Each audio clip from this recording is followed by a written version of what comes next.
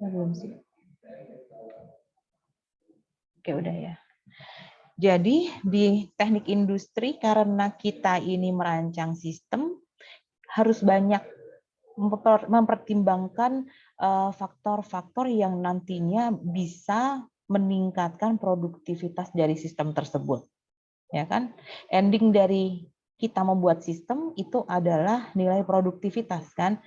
Kita ngomongin nilai produktivitas tentunya ya harapannya nilai produktivitas yang tinggi, bukan nilai produktivitas yang rendah.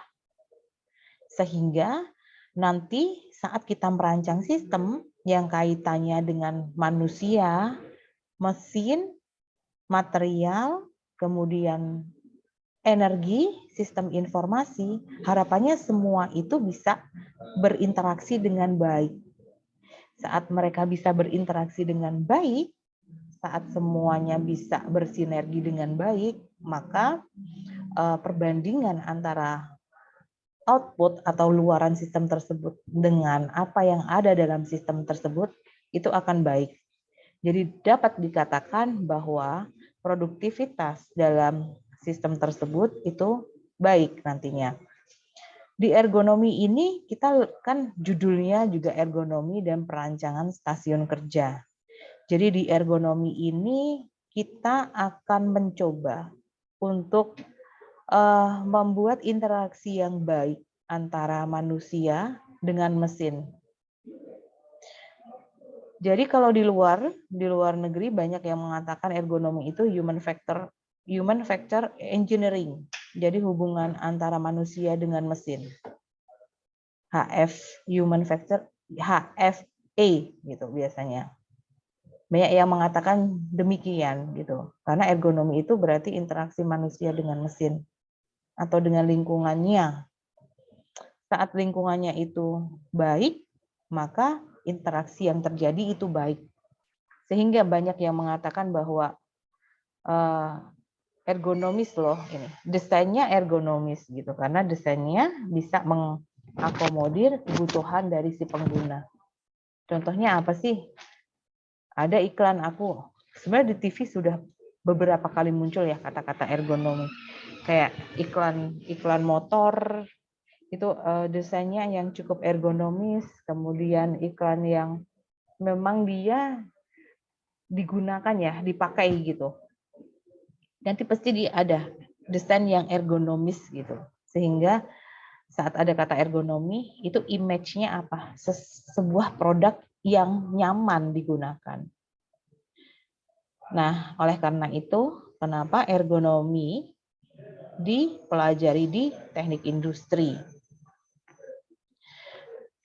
Kalau di ergonomi itu, tadi di awal saya katakan ada banyak materi yang akan kita pelajari. Sekarang kita fokus ke fisiologi. Nah, fisiologi itu di mananya, Bu? Tadi kan kita teknik industri desain sistem. Tidak menutup kemungkinan juga kita mendesain produk. Produk yang kita desain harapannya bisa membantu pekerja dalam menyelesaikan pekerjaannya. Nah, saat pekerja melakukan aktivitas pekerjaannya itu, kita perlu lakukan evaluasi. Apakah beban kerja yang dilakukan oleh si pekerja itu aman atau tidak bagi pekerja? Kaitannya apa? Kalau kita melakukan aktivitas pekerjaan, kemudian kita terlalu capek. Indikator kita capek itu apa? Yang paling valid kita lihat itu dari jumlah detak jantung kita. Kalau detak jantung kita posisi capek gitu ya. Sebenarnya kita posisi capek karena bekerja minimal kalau normalnya 8 jam gitu ya. Nah, kok ini karena kita kurang tidur, karena kita posisinya terlalu banyak beban kerjanya, itu detak jantungnya jadi meningkat. Nah, kalau yang tidak kuat itu bisa menyebabkan serangan jantung mendadak gitu. Kan banyak ya cerita itu meninggal mendadak karena serangan jantung. Lah kenapa? Itu kemarin kerasa kelelahan gitu. Kelelahan, kurang istirahat, kemudian dia lagi lembur dan macam-macam. Kemudian ada berita dia meninggal karena kurang istirahat, intinya seperti itu. Jadi kenapa di fisiologi ini, kenapa fisiologi ini digunakan untuk mengevaluasi beban kerja seseorang atau beban kerja pegawai, apakah beban kerja yang diberikan itu cukup aman atau tidak. Nanti kita menghitung dengan menggunakan cardiovascular load gitu. Cardiovascular load. Nanti kita jelaskan lebih lanjut. Nah, untuk fisiologi itu kurang lebih penjelasannya seperti itu. Jadi kalau fisiologi itu lebih ke organ tubuh kita. Organ tubuh di dalam. Jadi organ tubuh dalam kita yang mengalami perubahan akibat kita melakukan aktivitas tertentu. Jadi kalau kalian dengar, kalian habis beraktivitas, biasanya ada perubahan fisiologis. Perubahan fisiologisnya itu apa? Yang paling gampang, kalau kalian habis olahraga, itu detak jantungnya meningkat. Kalau cuma duduk kayak gini mungkin belum. Tapi nanti kalau detak jantung kalian bisa meningkat, itu saat apa? Saat deadline pretestnya atau posttestnya itu sudah dekat gitu. Biasanya asisten kalau yang kemarin nih kelas AB langsung deh pada WA asistennya, aduh Bu ini atau Mbak ini kendala bla bla bla bla bla gitu kan. Ya seperti itu detak jantungnya biasanya meningkat di saat ada deadline gitu. Atau kalau yang normal ya habis kita melakukan aktivitas tertentu itu detak jantungnya pasti akan berbeda. Seperti itu. Nanti saya jelaskan lagi apa aja selain detak jantung yang mengalami perubahan. Ini tadi udah aku jelaskan di teknik industri mengapa kita perlu mempelajari ergonomi. Lebih spesifiknya kenapa kita menghitung beban kerja menggunakan fisiologis. Nah, tadi sudah saya jelaskan. Baik. Postur di di produksi, di lapangan itu ada postur kerja dengan postur berdiri dan duduk. Kalau teman-teman semua di sini postur kerja berdiri sama duduk itu kira-kira lebih cepat lelah yang mana? Lebih cepat yang berdiri, ya kan? Yang berdiri biasanya. Jadi kenapa aktivitas berdiri dengan postur berdiri, aktivitas kerja dengan postur berdiri itu biasanya memakan kalori yang lebih banyak. Karena memang laju pengeluaran kayak posisinya itu standby gitu ya. Jadi kita melakukan aktivitas itu kan lebih standby kalau kita berdiri ya. Cuman emang kelemahannya lebih siap kalau kita berdiri. Cuman kelemahannya memang lebih cepat capek gitu. Karena ya kita menumpu beban tubuh kita. Selain beban pekerjaan, beban tubuh kita tumpu gitu. Jadi akan terasa lebih cepat capek. Nah, perbaikannya nanti mungkin dengan cara duduk gitu ya. Walaupun semua aktivitas yang dilakukan dengan postur baik itu berdiri maupun duduk itu akan mempengaruhi fisiologis dari seseorang. Oleh karena itu, kita mencoba setelah kita lakukan evaluasi dengan melihat nilai analisis dengan fisiologi, kita mencoba kalau memang itu tidak aman dengan postur berdiri, kalau dengan postur duduk seperti apa? Apakah ada perubahan atau tidak? Jadi nanti ada desain stasiun kerja. Mana desain stasiun kerja yang optimal, yang aman bagi pekerja yang mana? Yang sebelah sini, yang postur berdiri atau yang duduk gitu. Nanti seperti itu pekerjaan di teknik industri nanti akan ada kalau ergonomi itu di bagian mana Bu gitu kan. Taunya kalau misalnya teknik industri itu ya manufaktur gitu. Enggak semuanya di industri itu manufaktur gitu. Jadi kalian besok bisa kerja di departemen SHE, Safety Health Environment di bagian K3, kesehatan keselamatan kerja. Nah, itu tugasnya menganalisis ini. Beban kerjanya terlalu berat apa enggak, kemudian siklus kerjanya seperti apa. Nah, itu karena dampaknya semua ke karyawan, ke pekerja, kita berusaha untuk memberikan rasa aman, nyaman, selamat bagi para pekerja. Nah, itu ergonomi itu seperti itu. Nah, ini ada aktivitas kerja fisik, dan kerja mental. Jadi dibagi menjadi dua. Ada kerja fisik, ada kerja mental. Bukan berarti yang kerja mental ini nggak berpengaruh di fisiologisnya manusia, gitu. Seperti yang saya bilang tadi, saya tadi kasih contoh antara olahraga sama deadline dari kuis atau ujian sudah dekat, tinggal berapa menit lagi. Nah, biasanya itu muka udah kayak gini nih. Belum nanti jaringannya, belum nanti mati lampu, ada aja, belum nanti laptopnya ngehang, macem-macem, ya kan? Kalau kita kok ya kebetulan ya kalau kita lagi kepepet gitu kok ya ada aja gitu kan. Saya juga merasakan itu juga gitu. Karena kerjaan dosen nggak cuman mengajar aja. Banyak ada penelitian macam-macamnya. Kalau udah deadline nih sama aja, saya sama dengan kalian gitu. Kalau udah deadline, udah nggak sempet senyum, udah mukanya kayak gitu deh. Gitu. Nah, jadi apapun pekerjaannya itu ternyata berpengaruh pada fisiologis manusia. Karena pekerjaan itu tidak hanya kerja mental aja, kerja fisik juga ada. Contohnya aktivitas memindah, apalagi di bagian produksi ya, itu lebih ke fisik gitu. Karena misalnya aktivitas assembly, perakitan, kemudian aktivitas inspeksi, itu dia harus standby, melihat, meneliti mana produk yang cacat, kemudian mana mesin yang menyebabkan cacat dan lain-lain. Itu masuk ke fisik. Nah, yang mental nanti di bagian purchasing misalnya. Aduh, ini kok pendapatannya ini supplier ini materialnya belum datang dan lain-lain. Itu yang mental. Semuanya berpengaruh pada fisiologis manusia.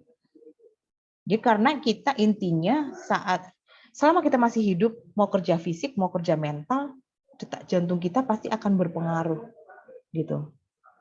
Pasti akan berubah. Walaupun kita anteng kayak gini, kita mikirnya keras, detak jantungnya pasti akan berubah, mengalami peningkatan gitu. Nah, di kerja fisik sendiri itu dibagi menjadi dua. Ada kerja statis, ada kerja dinamis. Kerja statis itu contohnya apa? Yang tidak menghasilkan gerak, dia bergerak, tapi tidak seluruh badannya bergerak. Contohnya apa? Aktivitas perakitan seperti di slide awal tadi. Posturnya dari jam 8 sampai jam 4 seperti itu terus kecuali istirahat. Dia yang gerak cuma tangannya aja gitu. Kalau kerja dinamis ya contohnya yang di bagian gudang memindahkan barang dari gudang ke bagian produksi. Pasti dia bergerak terus memindahkan material. Aktivitasnya apa? Manual material handling contohnya. Itu yang dinamis, bergerak terus. Sedangkan yang statis ya beberapa kali hanya bagian tubuh tertentu yang bergerak. Sedangkan untuk kerja mental itu ya posisinya hanya diam, kemudian ya hanya fokus, lebih banyak pikiran yang bekerja. Nah, di kerja mental ini kita bisa mengukur secara objektif dan secara subjektif. Kalau secara objektif itu kita bisa melihat dari denyut jantungnya. Nah, untuk mengetahui denyut jantung itu kita ukur apa? Denyut nadi kita. Cara mengukur denyut nadi gimana? Teman-teman yang di sini ada yang tahu? Cara mengukur denyut nadi gimana? Dulu di pramuka kan diajarin ya. Gimana caranya gimana?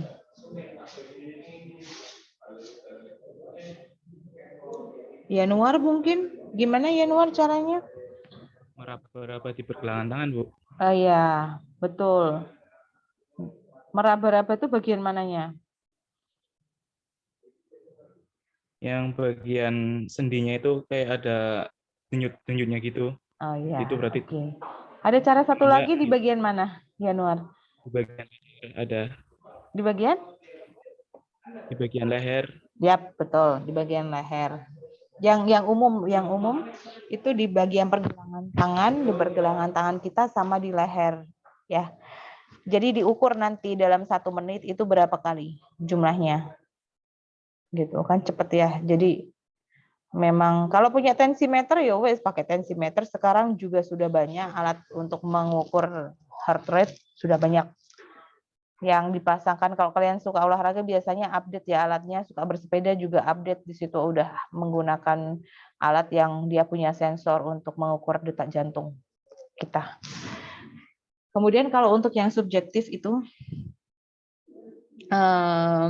metode pengukuran yang digunakan dengan memilih faktor beban kerja mental yang akan berpengaruh pada pekerja. Ini biasa digunakan di perusahaan. Jadi perusahaan yang aktivitasnya banyak kerja mental, itu dia punya record kesehatan dari pegawainya. Nah, record kesehatan itu nantinya lah yang memutuskan untuk seseorang itu bisa ditaruh di departemen A, B, C, seperti itu. Jadi kalau punya riwayat jantung, walaupun di kerja mental, dia nggak akan ditaruh di orang yang load pekerjaannya banyak gitu, yang load pekerjaannya besar. Jadi ini berdasarkan historisnya, kesehatannya, dia tidak bisa dikerjakan, dia tidak bisa tempatkan di departemen tertentu dengan load pekerjaan yang banyak. Nah, itu biasanya jadi secara subjektif diputuskan bahwa oh ini tidak mampu, yang ini mampu gitu. Subjektif itu kan berdasarkan keputusan seseorang, sedangkan objektif ini kalian bisa lihat contohnya diukur dari denyut jantung, cairan tubuh, kedipan mata gitu. Karena kalau orang lelah biasanya udah banyak mengedipkan mata. Kemudian pergerakan bola mata. Jadi itu kan lebih objektif kita melihatnya. Menghitung tingkat error itu juga kan jelas ya, ada datanya. Kemudian faktor yang mempengaruhi performansi masing-masing pekerja itu apa aja? Ada faktor individual, ada faktor situasional. Yang faktor situasional itu yang seperti saya jelaskan di awal tadi, bahwa ternyata suhu ruangan, pencahayaan di dalam ruangan tersebut, kelembapan di ruangan tersebut itu berpengaruh kepada performansi seseorang. Selain faktor individual seperti sikap, motivasi, usia, jenis kelamin, tingkat pendidikan gitu. Karena tingkat pendidikan itu ternyata juga ini ya, semakin ke sini beberapa orang ini hanya secara umum saja ya.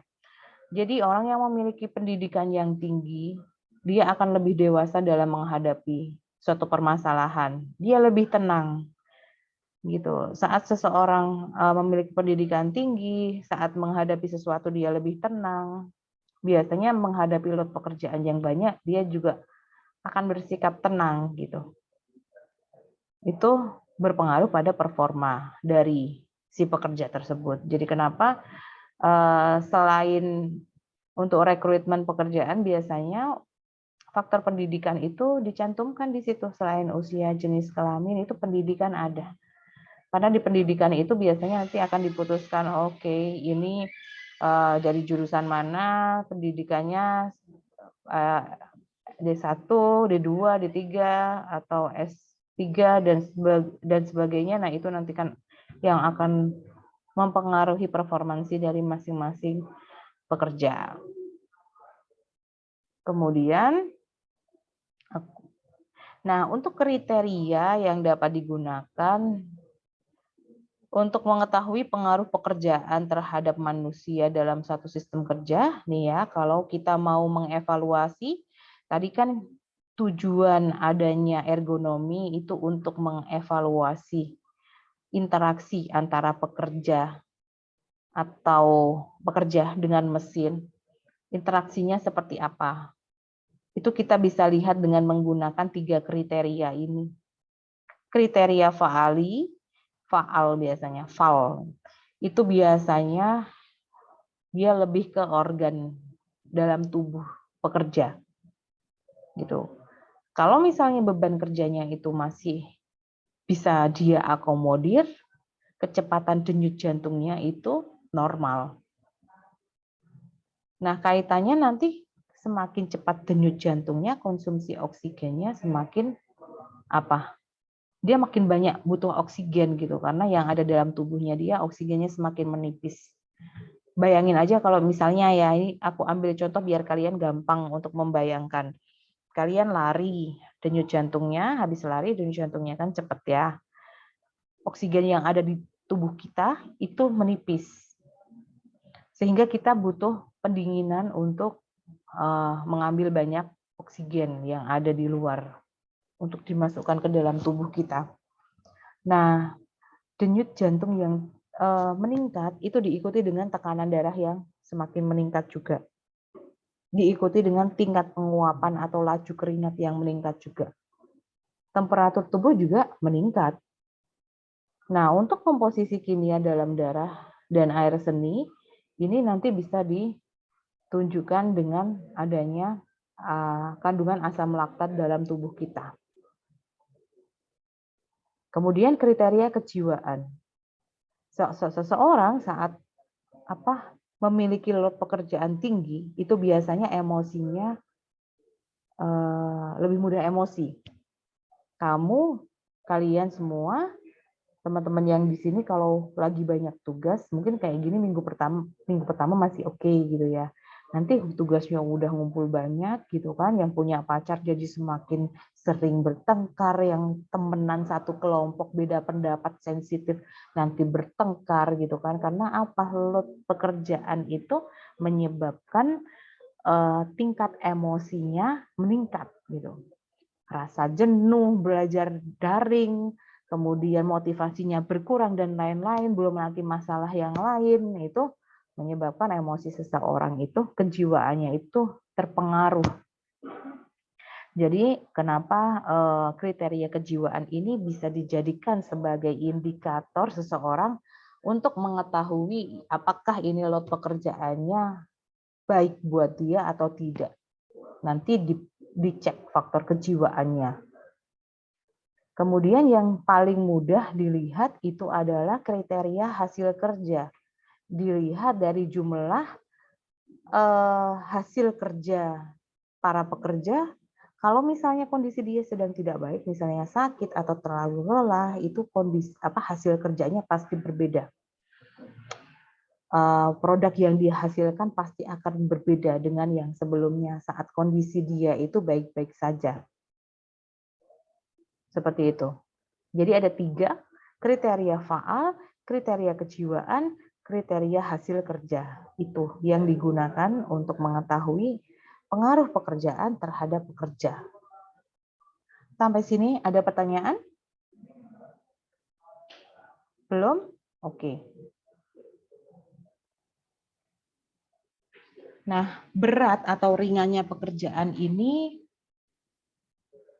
apa nih? Dilakukan oleh sekolah. Oke. Ini adalah gejala dampak fisik yang terjadi akibat seseorang melakukan aktivitas pekerjaannya.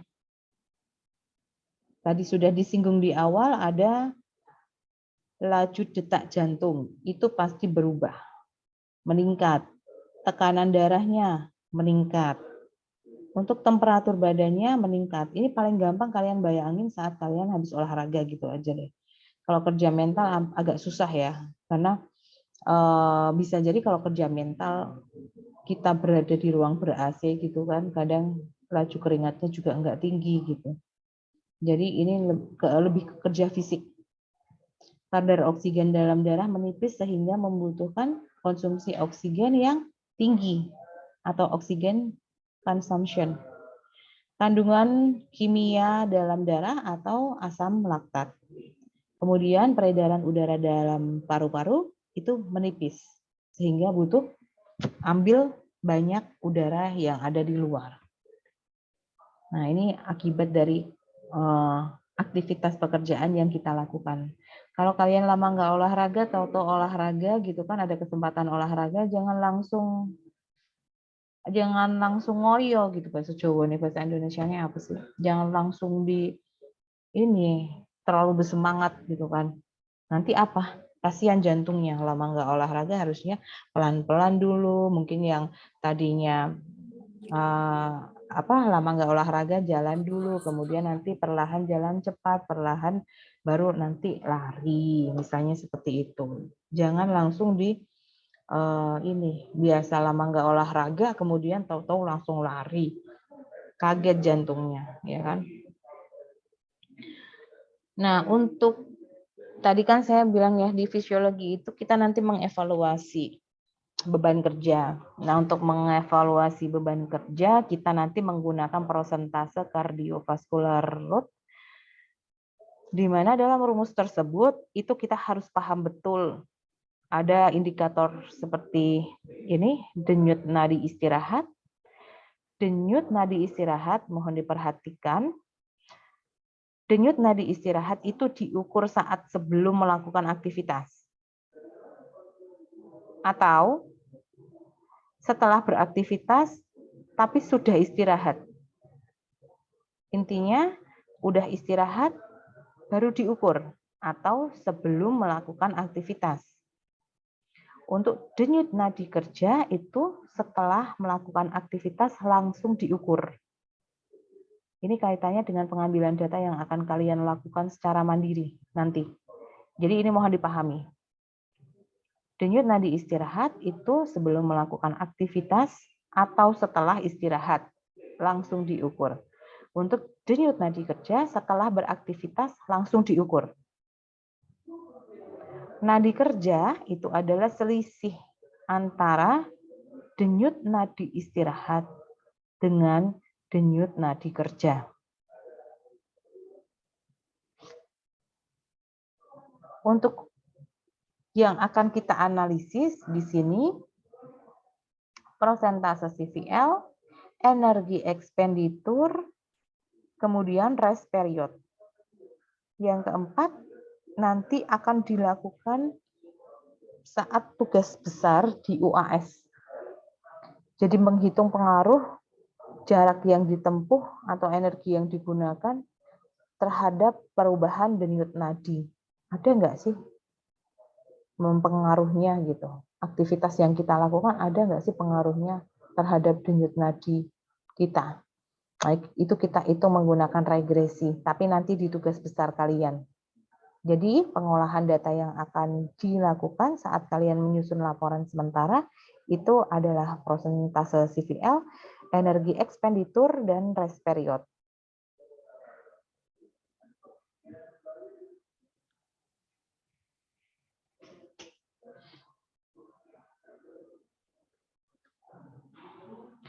Untuk rumus perhitungan persentase CVL di sini, jadi persentase CVL itu nanti akhirnya akan dibandingkan dengan indikator ini. Jadi di indikator ini nanti akan tampak bahwa aktivitas yang dilakukan oleh pekerja tersebut itu aman atau tidak. Misalnya hasil persentase CVL masuk di kategori tidak terjadi kelelahan. Berarti ya wes aman-aman aja. Nggak ada masalah gitu. Tapi kalau masuk ke kategori diperlukan perbaikan, berarti ada perbaikan. Misalnya metodenya yang tadinya berdiri, coba kalau duduk kira-kira persentase CVL-nya berubah enggak gitu. Ada perbedaan enggak? Atau nanti kalau hasilnya persentase CVL itu masuk ke range yang paling bawah ini, lebih dari 100%, berarti tidak diperbolehkan beraktivitas. Artinya si pekerja tersebut sudah tidak bisa lagi untuk berada di posisi tersebut, untuk melakukan aktivitas tersebut. Menghitungnya bagaimana? Di sini 100 dikali denyut nadi kerja dikurangi denyut nadi istirahat dibagi denyut nadi maksimum dikurangi denyut nadi istirahat. Untuk denyut nadi maksimum ini yang mempengaruhi adalah laki-laki dan wanita. Laki-laki perempuan itu mempengaruhi jumlah denyut nadinya, jumlah denyut nadi maksimum, ya kan? Tadi kan faktor individual itu adalah ada jenis kelamin itu yang mempengaruhi faktor fisiologis dari seseorang. Untuk laki-laki ini rumusnya 220 dikurangi usianya, untuk wanita 200 dikurangi usianya.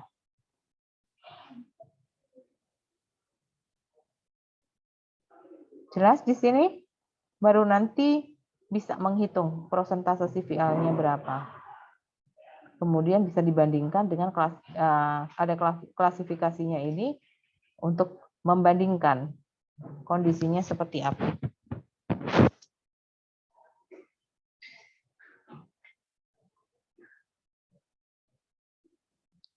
Ini ada contohnya.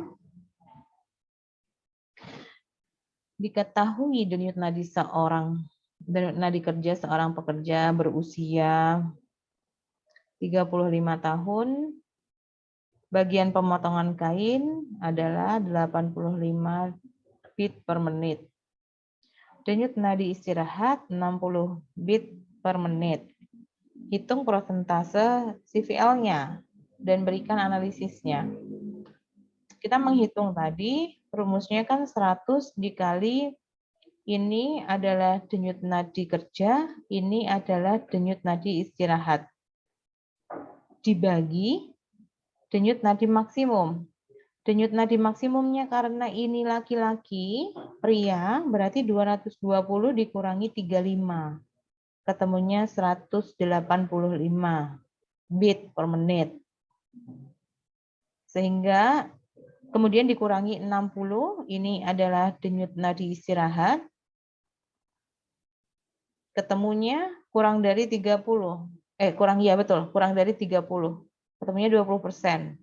Artinya tidak terjadi kelelahan. Kan persentase CVL kurang dari 30%, kalau di sini berarti masuk ke yang ini.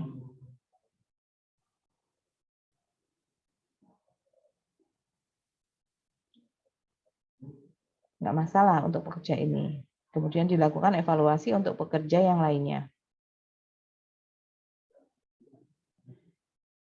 Untuk persentase CVL ada pertanyaan?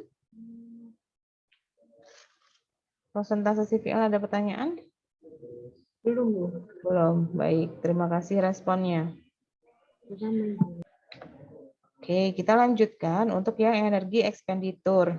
Nah, ini mohon diperhatikan ya. Jadi, energi ekspenditur itu nanti digunakan untuk kita satuannya kalori per menit ya. Jadi, kalau oksigen consumption-nya, konsumsi oksigennya itu satuannya liter per menit. Energi ekspenditur satuannya kalori per menit. Kalau per menit. Kemudian untuk detak jantungnya, heart rate-nya itu adalah beat per menit. Satuannya itu. Nah, ini untuk apa? Untuk mengetahui konsumsi oksigen minimal dan energi ekspenditur minimal yang harus ada pada diri seseorang saat kondisi detak jantungnya ada di posisi tertentu. Aku ambil contoh aja.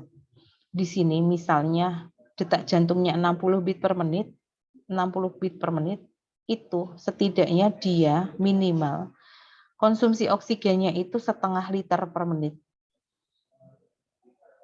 Kemudian energi ekspenditurnya 2,5 kalori per menit. Itu jika detak jantungnya 60 beat per menit.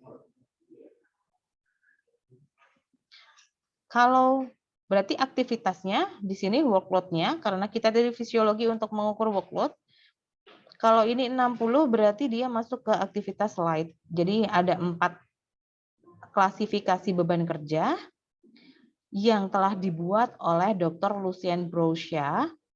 Di sini ada light, moderate, heavy, sama very heavy. Light, moderate, heavy, sama very heavy.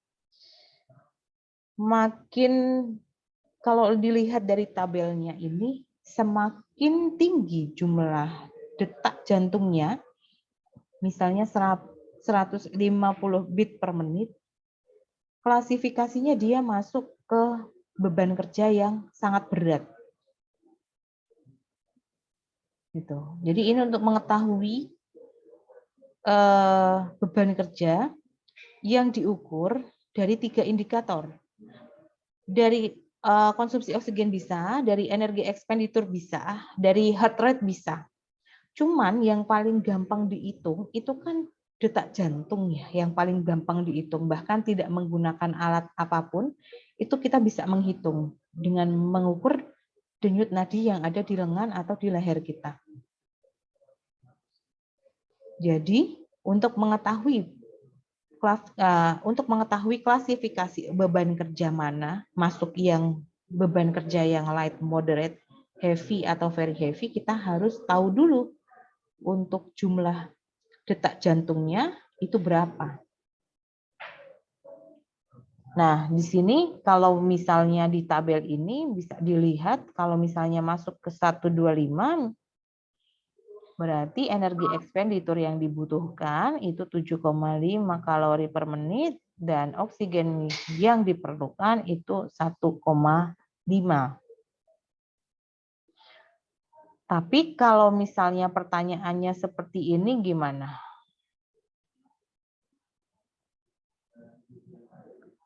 Jika diketahui seseorang yang mempunyai detak jantung 60 beat per menit adalah 2,5 kalori. Ini adalah energi ekspenditurnya adalah 2,5 kalori per menit. Maka berapa energi ekspenditur yang dibutuhkan oleh orang yang mempunyai detak jantung 77 beat per menit? Nah, kalau 77 berarti kan kita harus mencari dengan menggunakan interpolasi. Ya. Kita cari menggunakan interpolasi. Kalau 77 itu masuk ke range beban kerja yang mana? Yang light. Ya, yang light.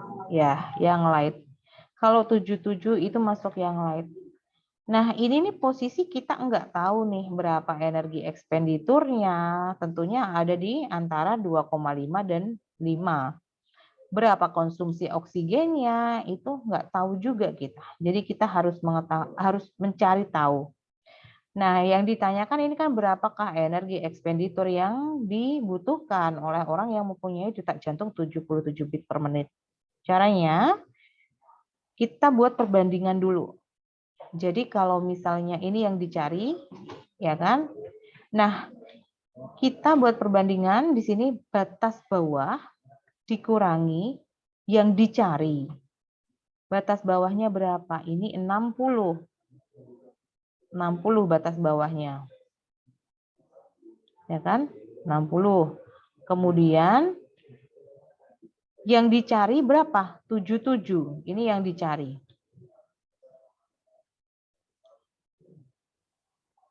Dibagi batas bawah, ya kan, sama dengan atasnya. Ini batas bawahnya, kemudian sama dikurangi batas atasnya. Batas atasnya berapa? 100. Kemudian sama dengan kita buat persamaan nilainya. Kalau yang 60 itu nilainya berapa? Energi ekspenditurnya 2,5. Ya kan? Yang nilai 77 berapa nilainya? Energi ekspenditur. Nilainya X. Ya kan? Nilainya X. Kan kita belum tahu. Nilainya X. Jadi kita tulis X. Yang di bawah kita udah tahu semua nilainya. 60 itu 2,5. 100 itu 5. Ya kan? Jadi di sini 2,5 min 5. Habis itu dikurangi biasa aja. 60 dikurangi 77 itu min 17. 60 dikurangi 100 itu min 40. Yang di sini 2,5 min X ditulis tetap 2,5 min X. Dibagi min 2,5. Ini kan 2,5 dikurangi 5 berapa? Min 25. Setelah itu di perkalian silang. Ini dikali silang. Jadilah seperti ini. 42,5 itu kan dari min 17 dikali 2,5. Ketemunya 42,5. Kemudian min 40 dikali 2,5 min X. Ketemunya min 100 plus 40X. Nanti tinggal dipindahkan aja. Mau di mana? X-nya mau di lajur kanan apa kiri? Yang ini sama dipindah lajur. Jadi 142,5. Sedangkan yang ini tetap di sini 40X. Kalau ini min 100 pindah ke kiri kan masih ingat ya dulu pelajaran SD itu. Min 100 dipindah ke kiri itu jadi plus 100. Jadinya 100 plus 42,5. Kemudian untuk mencari nilai X-nya berarti 142,5, 142,5 dibagi dengan 40. Jadi ketemunya 3,56. Sehingga energi yang energi ekspenditur yang diperlukan adalah 3,56 kalori per menit. Seperti itu. Satu lagi pengolahan datanya. Menghitung rest period. Nah, di rest period ini nanti ada tetapan nilai di angka. Jadi di T itu 60 menit, kemudian di sini ada rumusnya itu 1,5. Ini memang sudah seperti ini. Sudah rumusnya seperti ini. Nah, yang perlu dipahami di sini adalah teman-teman di sini kan nanti ngambil datanya adalah data denyut nadi. Nah, berarti harus mencari energi ekspenditurnya dulu dengan cara seperti ini. Dengan menggunakan tabel Dr. Lucien tadi. Nah, untuk mengetahui nilai ekspenditur di sini W itu adalah energi ekspenditur terbesar saat recovery. Berarti ini saat istirahat. Sehingga nanti teman-teman di sini untuk menghitung energi ekspenditur yang ada di sini itu menggunakan denyut nadi istirahat. Menggunakan denyut nadi istirahat. Sedangkan yang S di sini berarti kalian menggunakan denyut nadi kerja. Ini berarti denyut nadi kerja.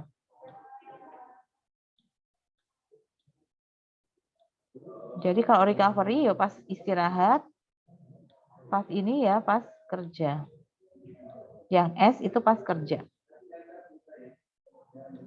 Ini yang IST, istirahat. Nah, sekarang aku mau jelasin nih. Ini ada pertanyaan enggak nih sampai sini? Nanti kalau ada pertanyaan langsung aja ya. Raise hand bisa menggunakan simbol raise hand, kemudian supaya terlihat kalau kalian ingin bertanya. Nah, untuk pengambilan datanya seperti ini. Untuk pengambilan data mohon diperhatikan. Ini, oh iya, belum bentuk kelompok ya ini ya. Jadi nanti akan dipandu Kak Selin untuk membentuk kelompok. Nanti ada spreadsheet yang harus kalian isi. Silahkan, satu kelompok isinya 4 orang. Nah, di sini prosedur praktikumnya yang dibutuhkan adalah alat berat, alat tulis, stopwatch, tensimeter. Tapi kalau teman-teman tidak ada tensimeter, silahkan menghitung denyut nadi secara manual. Denyut nadi secara manual. Nah, atau menggunakan alat di handphone ya, tapi akurasinya aku belum tahu akurasinya. Di situ biasanya di beberapa handphone ada sensor ada sensor sidik jari ya. Jadi di situ katanya bisa untuk menghitung denyut nadinya. Jadi silahkan nanti menggunakan manual atau alat tertentu untuk memudahkan kalian mengetahui denyut nadinya. Cuman yang kelas kemarin memang saya minta untuk manual. Karena lebih aku rasa lebih valid untuk hitungannya. Lebih mendekati benar ya dibandingkan dengan menggunakan handphone. Kalau tensimeter nggak masalah, insya Allah sih benar gitu. Nah, yang dilakukan apa? Jadi dari satu kelompok itu dipilih satu orang operator. Si operator itu yang nantinya akan melakukan aktivitas. Saat operator melakukan aktivitas, itu silakan lakukan dokumentasi aktivitas apa yang berupa foto gitu. Jadi minta tolong foto ini yang ada di dekat kalian, atau kalau teman-teman di sini sudah pada di kos masing-masing, udah ada di Jogja ya posisi ya, itu silahkan kalian berkumpul nggak apa-apa mengerjakan tugas, kemudian saat beraktivitas untuk sebelumnya dihitung nanti difoto. Jadi kita tahu aktivitasnya apa. Atau selfie bisa. Jadi sebelum beraktivitas diukur dulu. Diukur dulu denyut jantungnya berapa. Gitu. Dengan menghitung denyut nadi ya, dihitung dulu sebelum aktivitas. Catat hasilnya sebagai DN 0 atau denyut nadi sebelum bekerja. Kemudian operator melakukan aktivitas selama 5 menit. Setelah menit ke-5 berhenti, langsung diukur denyut nadinya. Langsung diukur denyut nadinya. Itu adalah denyut nadi kerja. Denyut nadi kerja. Isikan sebagai D. Nanti ada tabelnya. Kemudian ulangi langkah 2 dan 3 dengan waktu 10 menit dan 15 menit. Jadi nanti setelah 5 menit kalian istirahat dulu 15-20 menit untuk nantinya melakukan aktivitas tersebut kembali selama 10 menit. Push up boleh enggak, Bu? Boleh. Sit up boleh enggak? Boleh. Squat boleh enggak? Boleh. Terserah. Jalan di tempat juga boleh. Silahkan olahraga apapun gitu kan. Kalau di sini kan teman-teman lihat adiknya yang masih SD, itu kan pada olahraga juga kan, penjaskes aja bisa jalan gitu kan, praktikum bisa sih, yakinlah. Nah kemudian dicatat, kemudian dikopikan ke tabel pengamatan. Jadi ini ada tabel pengamatannya seperti ini, nanti akan di-share oleh asisten untuk tabel pengamatannya, atau kalian bikin sendiri juga nggak apa-apa, nanti file materinya kan saya kasih. Nah tabelnya seperti ini. Misalnya di sini aktivitasnya lari. Yowis ditulis di sini lari 5 menit.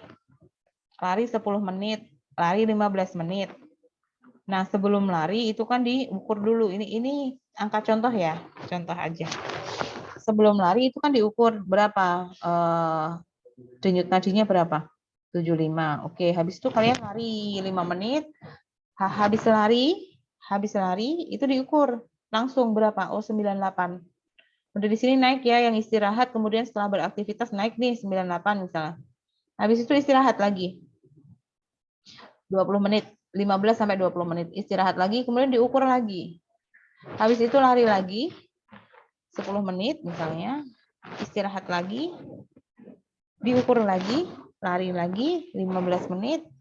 Kemudian istirahat, sudah. Nah, nanti seperti ini. Tabelnya seperti ini. Kalau udah dapat ini gimana, Bu? Hitung persentase CVL-nya. Menghitung persentase CVL itu nanti per aktivitas. Jadi saat 5 menit, saat 10 menit, saat 15 menit, jadi ada 3 hitungan persentase CVL. Ada 3 perhitungan persentase CVL. Kemudian rest periodnya gimana? Ya ono telu gitu. Ada 3. Masing-masing ada 3 karena aktivitasnya 3. 5 menit, 10 menit, 15 menit. Seperti itu. Mengukurnya caranya gimana? Kalian bisa menggunakan cara konvensional seperti ini ya. Jadi meraba denyut nadinya, kemudian hitung, rasakan selama 1 menit berapa kali jumlah beat per menitnya, berapa jumlah detaknya per menit. Atau kalau kalian udah beraktivitas, biasanya kan capek, kemudian nanti takut lupa hitungannya, silahkan hitung per 15 menit, kemudian dikalikan dengan 4. Hitungnya hitung 15 detik. Kayaknya tadi ngomong menit deh. Hitung 15 detik, kemudian dikalikan dengan 4. Nah, itu akan sama hasilnya nanti. Seperti itu. Baik, silahkan apabila ada pertanyaan. Jadi pengambilan datanya seperti ini untuk mengukur denyut nadinya seperti ini. Kalau punya tensimeter, gunakan tensimeter, tidak masalah. Yang perlu hati-hati adalah ukur sebelum aktivitas sama ukur setelah beraktivitas. Saat ingin mengukur kembali harus harus di istirahat dulu, kemudian baru diukur lagi untuk yang DN istirahat. Seperti itu. Jadi nanti untuk persentase CVL-nya, menghitung persentase CVL seperti ini. Ini nanti ada 3 hitungan, saat 5 menit, 10 menit, dan 15 menit. Yang ini juga, yang energi ekspenditur juga seperti itu. Yang rest period juga seperti itu, gitu. Masih rest period. Nah, yang ini juga ada 3. Gitu. Oke, ada pertanyaan?